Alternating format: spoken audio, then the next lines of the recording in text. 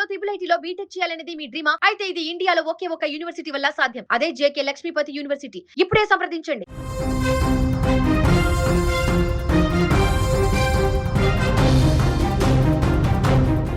ప్రాణాలు కాపాడే డాక్టర్లను సమాజం దేవుళ్ళుగా చూస్తుంది. అలాంటిది హైదరాబాద్ నగరంలో ఒక ఫేమస్ డాక్టర్ చుట్టూ ఇప్పుడు తీవ్రమైన వివాదం చుట్టుకుంది.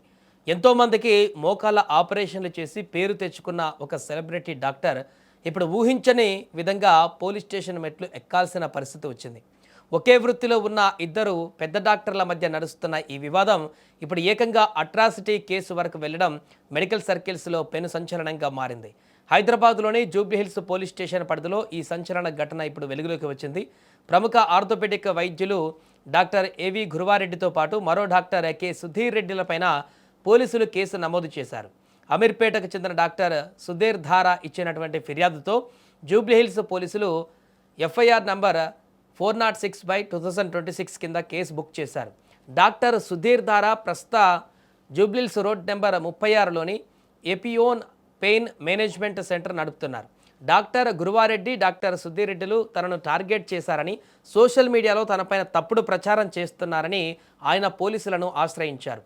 తనను మోసగాడు, ఫ్రాడ్ అంటూ ఇంటర్నెట్లో పోస్టులు పెడుతూ పరువు తీస్తున్నారంటూ కూడా ఆవేదన వ్యక్తం చేశారు.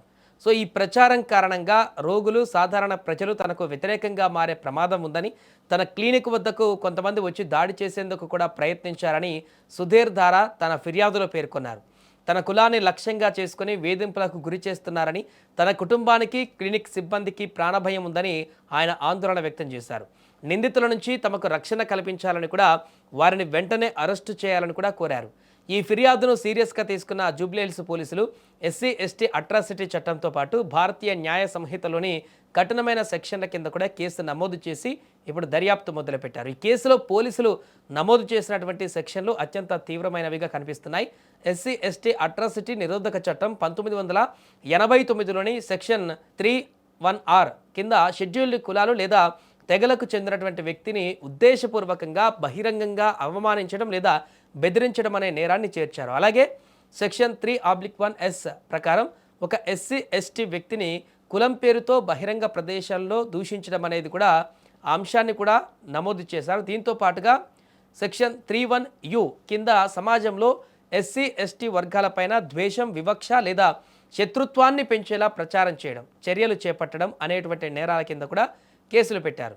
వీటితో పాటు భారతీయ న్యాయ సంహిత 2023లోని పలు సెక్షన్లను కూడా ఈ కేసులు చేర్చారు. సెక్షన్ 351(2) కింద క్రిమినల్ ఇంటిమిడేషన్ అంటే ఒక వ్యక్తిని తీవ్రంగా భయపెట్టడం లేదా బెదిరించడం అనేటువంటి నేరాన్ని కూడా నమోదు చేశారు. అలాగే సెక్షన్ 352 ప్రకారం ఒకరిని ఉద్దేశపూర్వకంగా అవమానించి తద్వారా సమాజంలో శాంతి భద్రతలకు విఘాతం కలిగించేలా ప్రేరేపించడం అనేటువంటి అంశాన్ని కూడా చేర్చారు.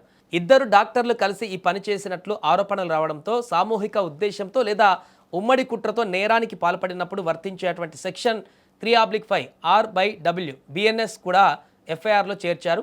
సమాజంలో సెలబ్రిటీ హోదాలో ఉన్న పెద్ద డాక్టర్పై కుల వివక్ష, అవమానం, బెదిరింపులు, ప్రజలను రెచ్చగొట్టడం, పరువు నష్టం కలిగించేలా ప్రచారం చేయడం వంటి ఆరోపణల నేపథ్యంలో ఈ కఠినమైనటువంటి సెక్షన్ల కింద కేసులు నమోదయ్యాయి. ఈ వివాదం ఎప్పుడూ నగరంలో పెద్ద టాపిక్గా మారింది. పోలీసులు ఈ వ్యవహారం పైన లోతైన విచారణ జరుపుతున్నారు. సోషల్ మీడియాలో వచ్చిన పోస్టులు, క్లినిక్ వద్ద జరిగిన ఉద్రిక్త పరిస్థితులపైన ఆధారాలు సేకరిస్తున్నారు.